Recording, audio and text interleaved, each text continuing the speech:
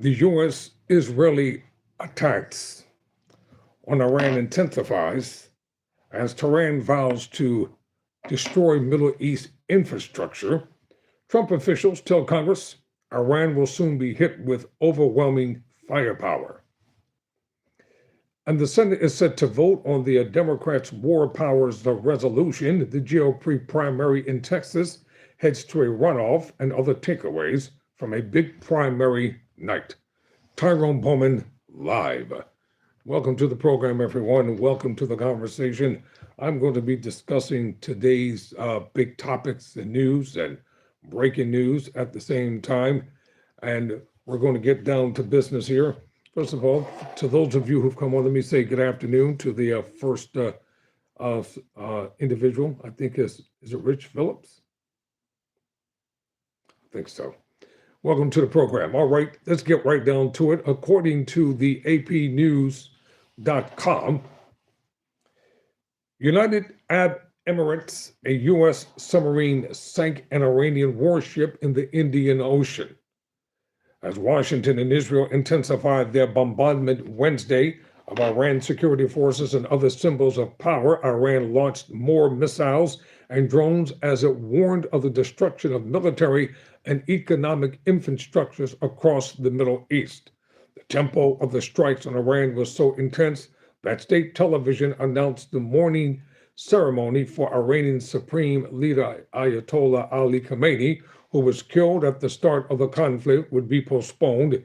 Millions attended the funeral of his predecessor, Ayatollah Ruhollah Khomeini, in 1989. The U.S. and Israel launched the war on Saturday, targeting Iran's leadership, missile arsenal, and nuclear program, while suggesting that toppling the government is a goal.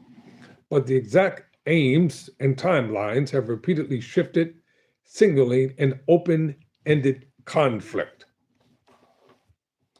Israel was also trading fire with the Iranian-backed Hezbollah militant group in Lebanon, while Iran fired back on Bahrain, Kuwait, and Israel. As the conflict spiraled, Turkey said NATO, or the National Treaty Organization Defenses, intercepted a ballistic missile launched from Iran before it entered Turkey's airspace. The war has killed more than 1,000 people in Iran and 70 in Lebanon and around a dozen in Israel, according to officials in those countries. It has disrupted the supply of the world's oil and gas, snarled international shipping, and stranded hundreds of thousands of travelers in the Middle East.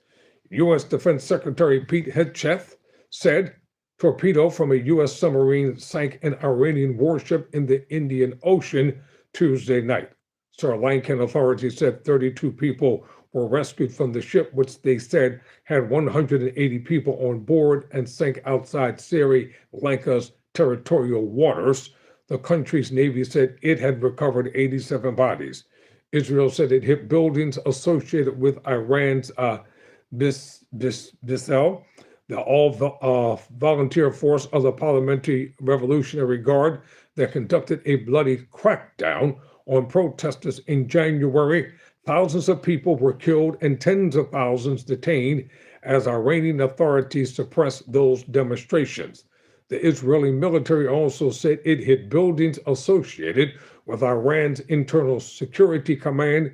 Israel and the U.S. have said they want to see Iranian overthrow the country's theocracy, and strikes against Iran's internal security forces may be aimed at hastening that.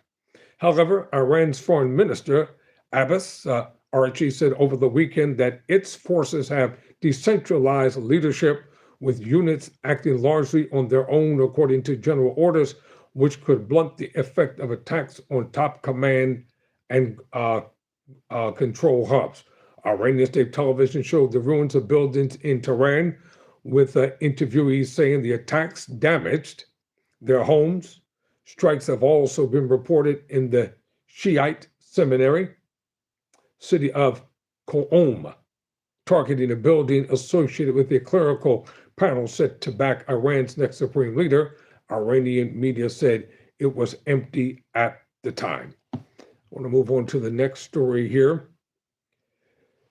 The Senate is set to vote on the Democrats' Iran war powers resolution, according to ABC News. This article was written by Allison Piexel4. The Senate will vote Wednesday on a Democratic-led Iran war powers resolution, according to a press release from Minority Leader Chuck Schumer and a bill co-sponsors Senators Tim Kaine and Adam Schiff.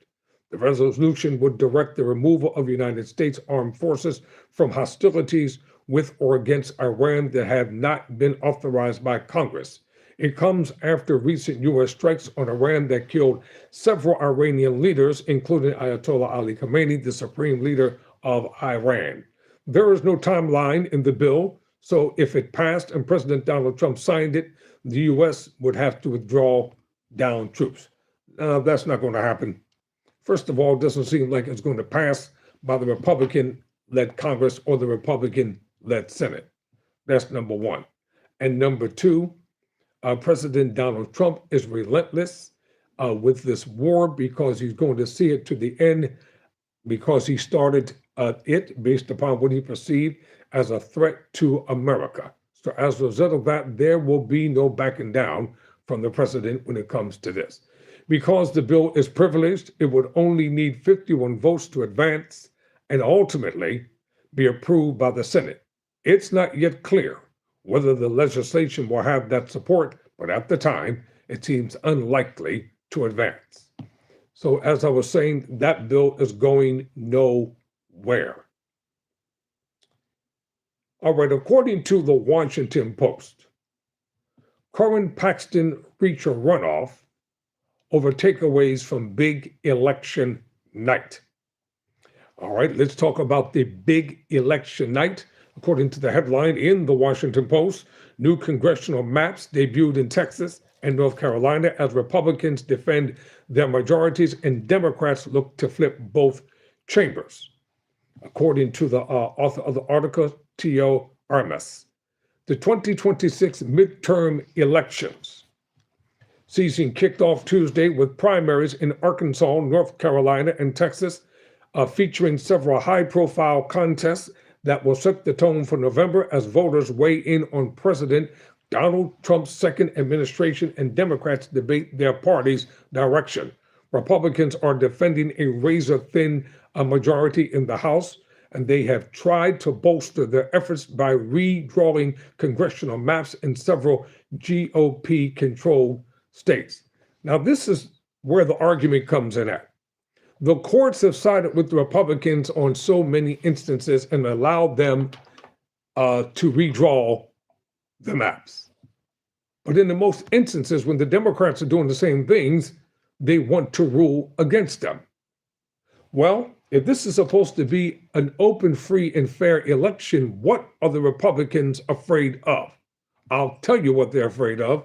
They are afraid of the masses of people voting against them, so they call themselves moving, quote unquote, the measuring goalpost politically, because they think it is going to give them an advantage, and they think that it's going to cause them to hold on to the majority in Congress and in the Senate as well. But I think they'll get some minor victories, but overall it's going to be a major upset for the Republicans in November.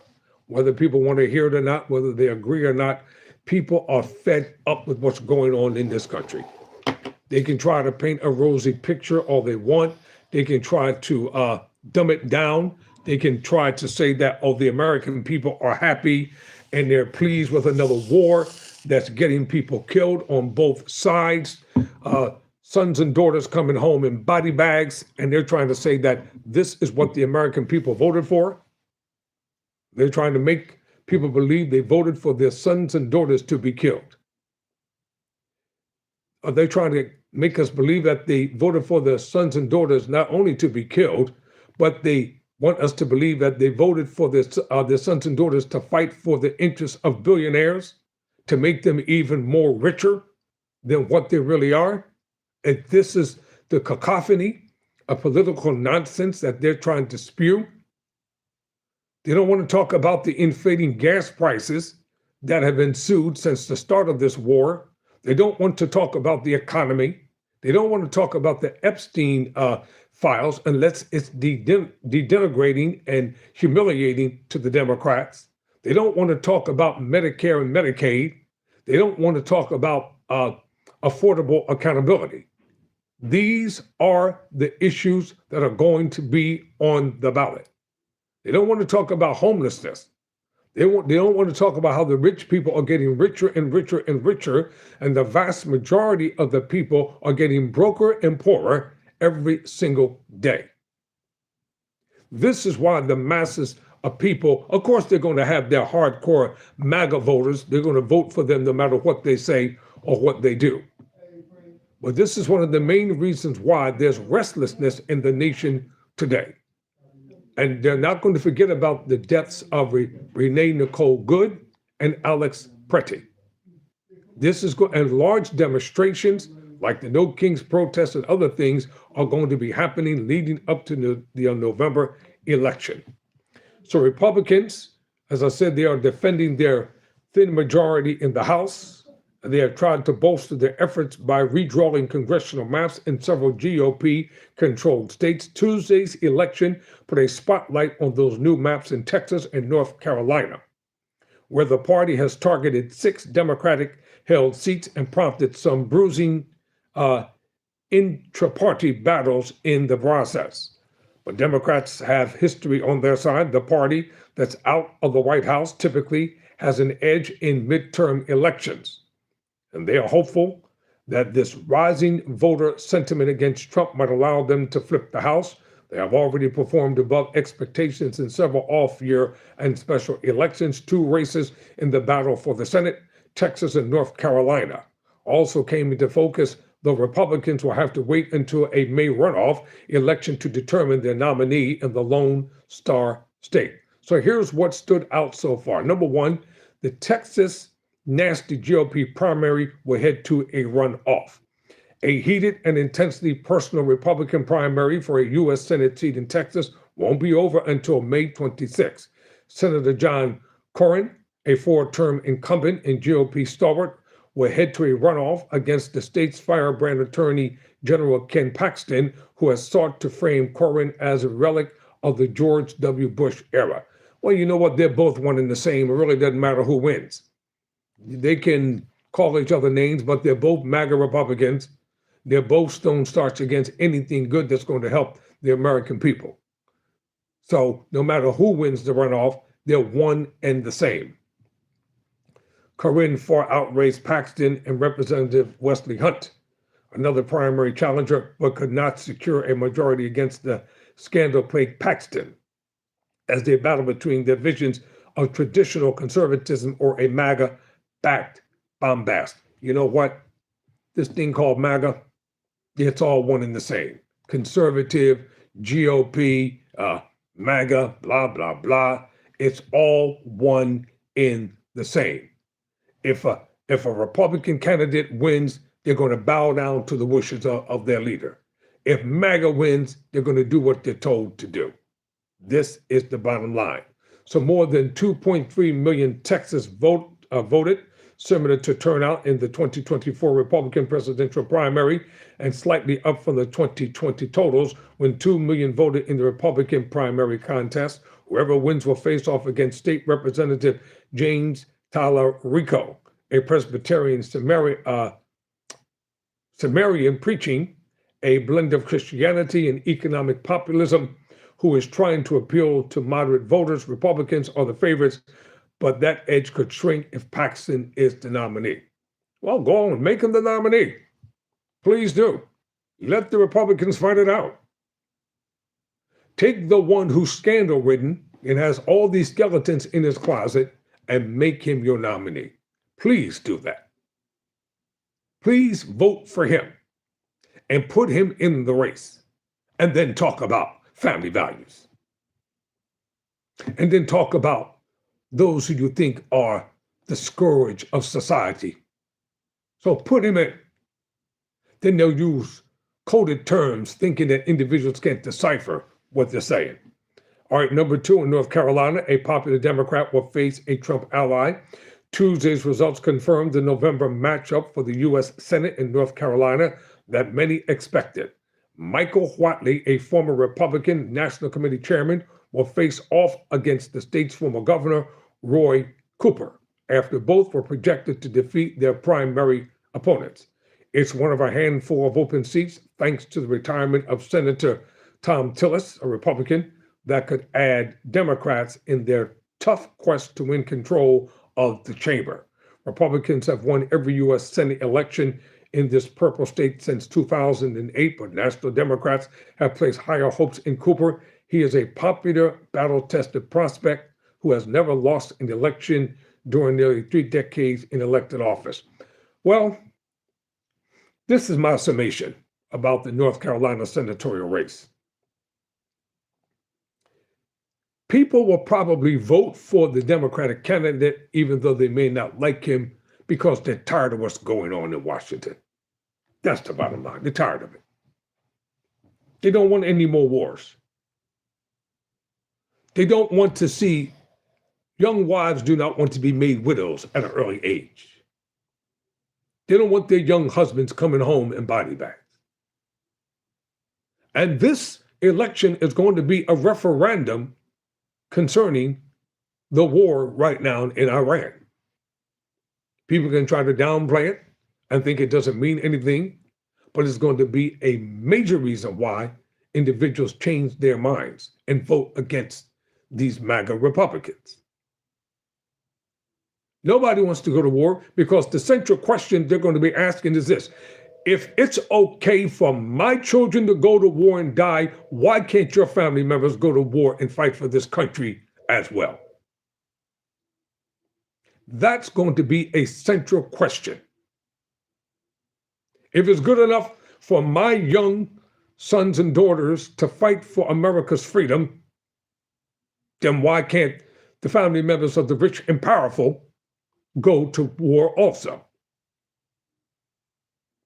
You can't have a double standard when it comes to democracy and the fight for America.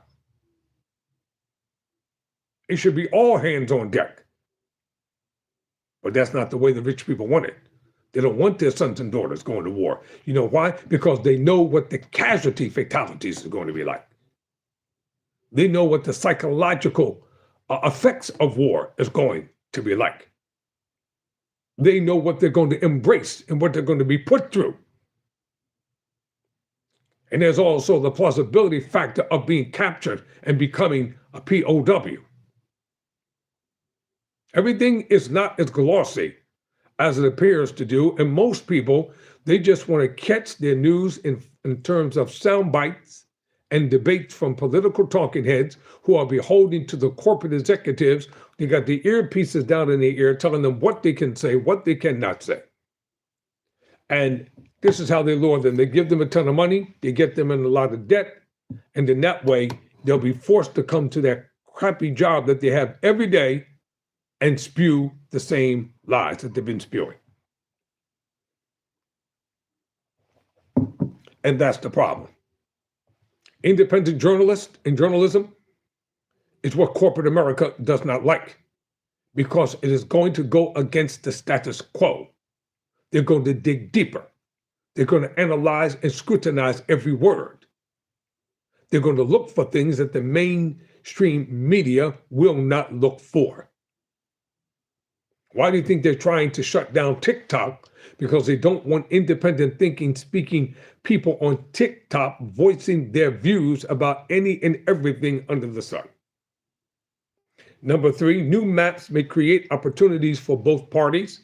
Republicans' effort to redraw congressional maps created some crowded and competitive races in historically blue states that may now favor Republicans. In northeastern North Carolina, Laura Buckholt, the one who called herself trying to humiliate Hillary Clinton, the former First Lady of the United States of America, and pow, right back up in her face.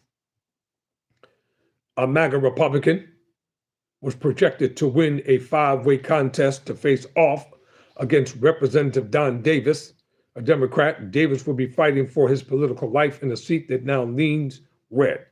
Their matchup in November is likely to be one of the close-watch House races nationwide. I will go on to say that the MAGA candidate will probably win. But to boost their chances in Davis's seat, the GOP will also gave up some of their old holdover solidly red district representing Western North Carolina. That's where Jamie Ager, a farmer and top recruit by National Democrats, is likely to see a boost in fundraising and enthusiasm from party officials after he was projected to win his primary. He will look to unseat Representative Chuck Edwards, a Republican, in the fall. Number 4, older Democratic lawmakers face new guard challenges. What do you mean older Democratic lawmakers? What about the older GOP lawmakers? They should be facing new challenges as well. We're not going to slant this and just tilt it toward the Democrats. What about the old people in the Republican Party who need to go? They've been there forever, 50 years. They can barely walk the halls. They can barely talk above a whisper. Somebody has to hold them up while they're walking down the hallway. So in 2 races on Tuesday, older Black Democratic members of the House were trying to keep their seats while facing younger upstart candidates who pitched themselves as part of a new generation of political leaders. 2 sitting House members, Al Green and Christian Menifee, were drawn into the same seat in Texas Republican redistricting push, albeit with very difficult track records. Green, a 78-year-old who was ejected from Trump's State of the Union just last month, has represented parts of Houston for more than 2 decades in the House. The 37-year-old Menifee has been there for just a month since winning a special election following the death of Representative Sylvester Turner. Let's talk about Mitch McConnell. Senator Mitch McConnell is 84 years old, an old Republican from the old guard. He needs to go. I'm not going to let the writer of this article just talk about the older Democratic leaders. I'm going to talk about the old Republican leaders as well. What is the differentiation? There ain't no difference. If you want to deal with age, old is old. McConnell is old. He's a fossil. Lindsey Graham is old. Dianne Feinstein is old. Chuck Schumer is old. A lot of Democrats are old. Well, you got oldness on both sides. So why don't they just get out of the way on both sides and make way for the younger generation? But they're not going to do that because they want to hold on to power. In North Carolina's Research Triangle, meanwhile, 69-year-old Representative Valerie Fauci was trying to fend off a challenge from her left by Nita Alman, a 32-year-old Dorman County commissioner who previously ran against her in 2022. I forgot to read this part. Oh, I read it. Okay. Number 5, Trump's influence outs one incumbent and could save another.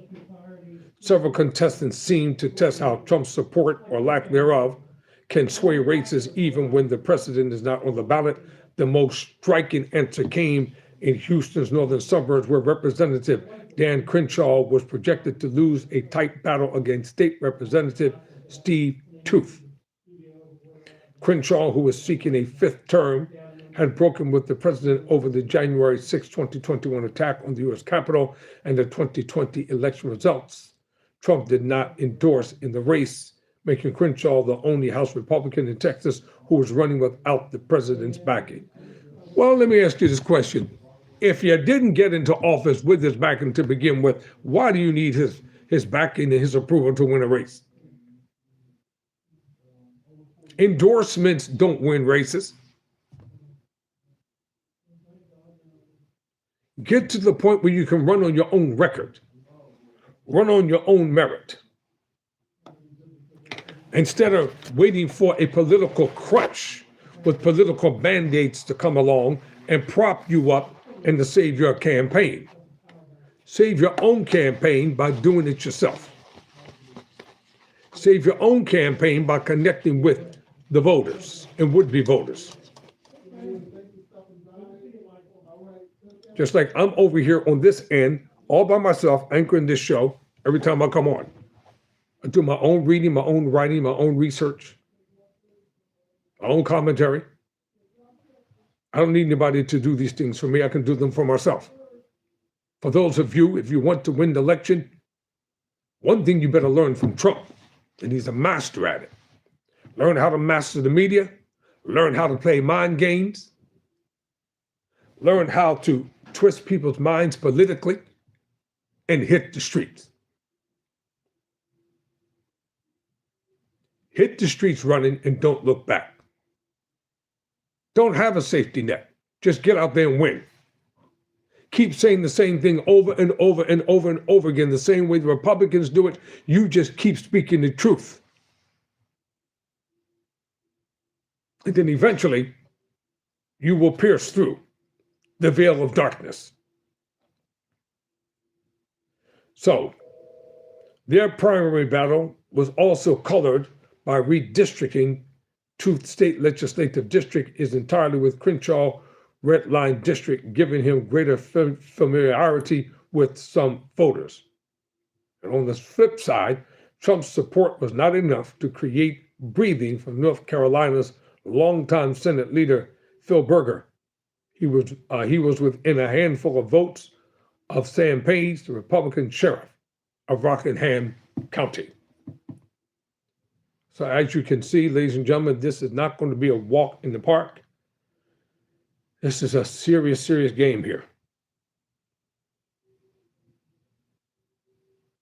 Let's go to Philadelphia for a moment. According to the Philadelphia Inquirer, inside Philly's high-stakes charm campaign to lure the 2028 Democratic National Convention to the city. Well, we'll see. This article was written for Apple News by Anna Orso.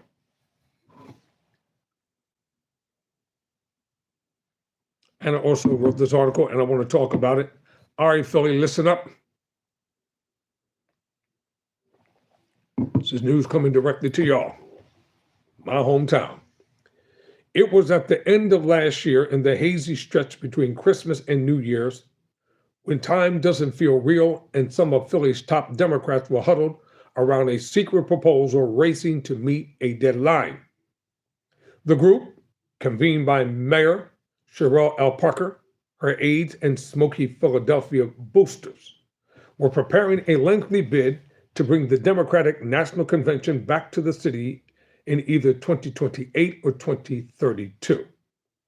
A potential economic boom, and the chance to show off in front of lawmakers, celebrities, and international media. Well, let me just say this about Philly, because y'all hypocritical too. Every time these conventions and all this stuff come to the city, you know who benefits from it? The wealthy, the big-time business owners, the big-time donors. They're the ones who get invited to the dinners, to the cocktail dinners. They're the ones who get invited to hobnobbing with the stars. Everyday people, they get no breaks and they get no love, because it's only the rich and the powerful and the celebrities that are going to be invited to these galas. If you don't have either one of them, don't look for a ticket in the mail, because it's not coming. So all this is going on as the mayor was preparing to a lengthy bid to bring the Democratic National Convention to the city. The confidential proposal to the Democratic National Committee included everything from the city's hotel space to political outfitting to nitty-gritty details about the electrical grid and voltage capacity at Xfinity Mobile Arena. Some officials drafted a section about the public transportation Philadelphia could offer visitors, and tourism agencies chipped in with insights on hotels and restaurants. David L. Cohen, a longtime Democratic fundraiser and the president of the recently formed nonprofit host committee called PIC Pennsylvania, said that while the mayor led the effort, the bid also emphasized the unity of the region with and the Commonwealth. She wanted it to be really clear that there is more than a Philadelphia bid. She said this is a unified Pennsylvania bid. It appears the Democratic National Committee was impressed. On Monday. The DNC announced that it was considering 5 cities, including Philadelphia, to host the 2028 convention where a Democratic presidential nominee will be crowned. Well, we'll see if they come to Philadelphia. It remains to be seen. All right, I've been speaking now for 31 minutes and 20 seconds.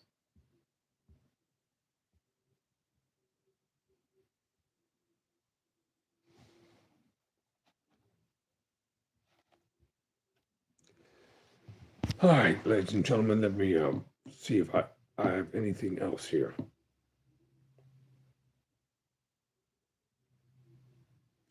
You know what I'm going to do? I'm going to take a break because I've been speaking for 31 minutes and 48 seconds. I'll take a break, refresh myself, and I'll be back with part 2. So thank you all for watching. Thank you all for your comments. Never surrender. Never quit.